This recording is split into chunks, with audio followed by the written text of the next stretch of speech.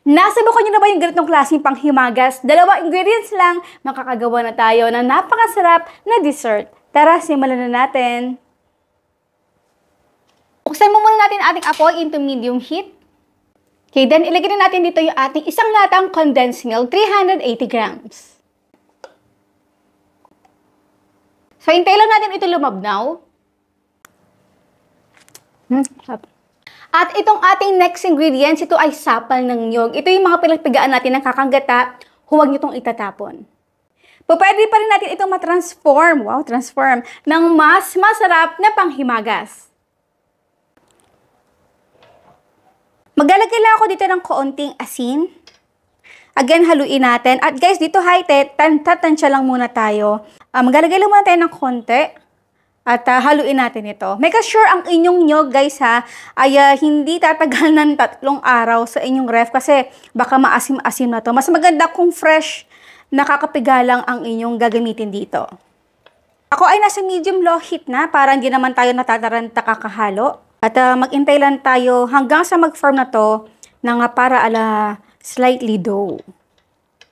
Ako, alam ko na marami na magtatanong, Mama Shirley, kung wala kami nyog, pwede bang desiccated coconut? Oo naman, pwede.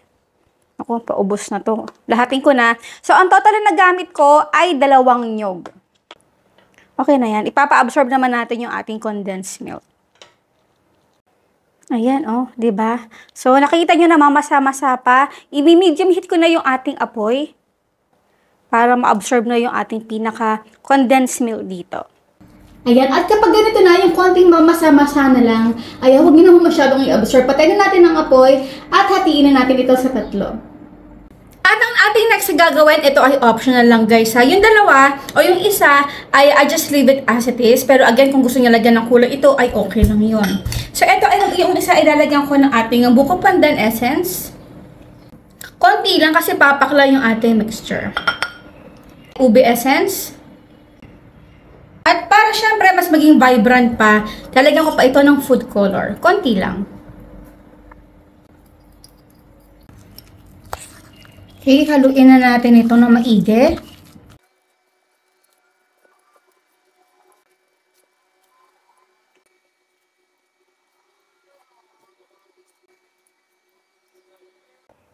So ito guys, since na ito ay mamasa-masa pa, ilalagay ko muna ito sa ref hanggang sa talaga ng mga lumamig na at mag-firm ng konti.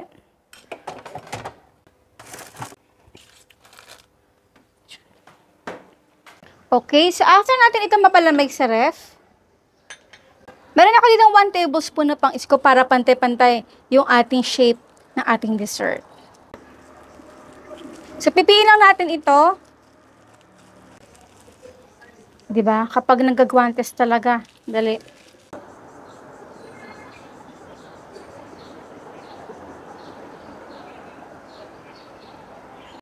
Meron ako dito silicone cupcake at ito, mas maganda ko ito nilalagyan na natin.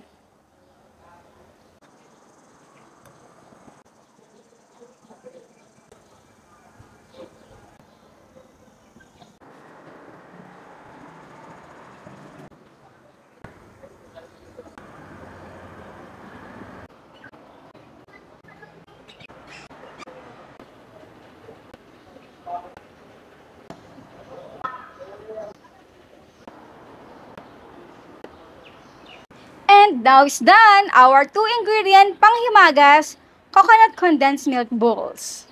Aba, syempre bago tayo magtikiman portion, ang tanong ni Mama Shirley, ano yung paborito niyong kulay dito sa nakikita niyong ating napakasarap na panghimagas? Syempre, ang inyong sagot sa comment box section. Tara na guys, kain tayo. Ano kayong unang kulay ang ating titikman? Ini, mini, mini mo. Okay, ito muna. At maganda ito kung ilalagay nyo talaga ito sa ref para mag-set pa ito.